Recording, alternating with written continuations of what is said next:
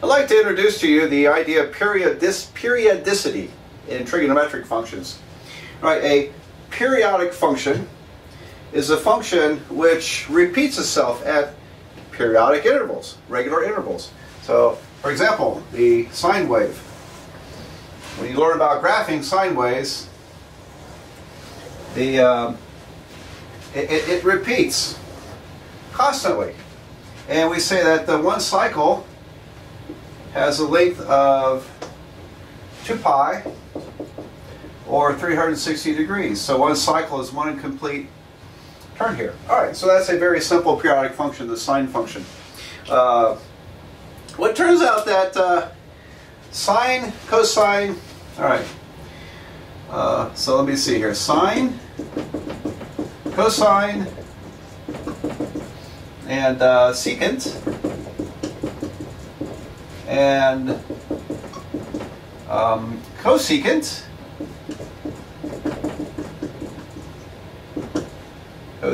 are all periodic with a period equal to 2 pi or 360 degrees. Alright, so kind of a simple idea because every time we go around the circle we're back in the same location, aren't we? And so sines and cosecants are related to y values. Cosines and secants are related to x values. And if you're on the circle at a point, you know, all four of these functions are the same at this point. Now if I go forward 360 or go backward 360, or forward 2 pi radians or backwards 2 pi radians, you get the same values, and no matter where you're at. So that's why these are periodic with a period of 360. Now let me show you how that kind of looks here symbolically. We could say that the for example, the cosine of theta plus 2 pi n, or the cosine of theta plus n times 360 degrees, where n is an integer, n equal to an integer, are all equal to the cosine of theta. Alright, so in other words, when you add or subtract any multiple of 2 pi radians, or add or subtract any multiple of 360 degrees, you're back to where you started from. Alright, so that's an idea of a periodic function. Very, very important notion, actually, which I'll explain in a minute.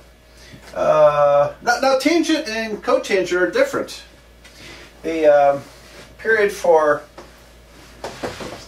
tangent, okay, the period for tangent and cotangent is actually different. Cotangent, and it's, what would it be? It's either pi or 180 degrees. Pen slip there. 180 degrees. Okay. So, and why is that true? Well, for example, the tangent of this angle theta, if I add 180 degrees, I'm down here. Theta plus 180 is this point at the opposite side of the circle.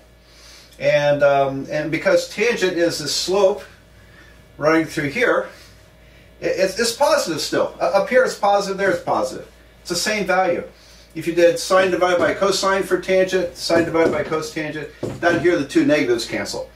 And so it's a different periodicity for a tangent, and also cotangent works the same way. So that's kind of interesting. Now, why is periodicity so important? Boy, well, I'll talk a lot more about this later in this set of videos. But briefly, the periodicity of the sine functions explains a great deal about musical acoustics. It's explains a great deal about signals and things like that. Let me rephrase that. If you study electrical engineering far enough, eventually you learn about the Fourier series, the Fourier transforms, and where you find out that any wave pattern is the sum of sines and cosines. And you can mathematically take a wave signal, it could be something kind of like this, and if it's periodic, if it repeats the same pattern, I didn't draw that perfectly, but imagine these are the same patterns repeating.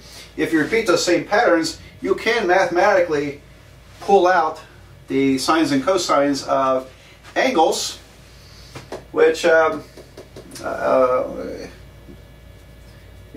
can actually decode all that. All right, kind of interesting. I think this has some applications in radio and TV signals and things like this. I don't have a good grip on that area of engineering or physics, but I believe they do study the Fourier series.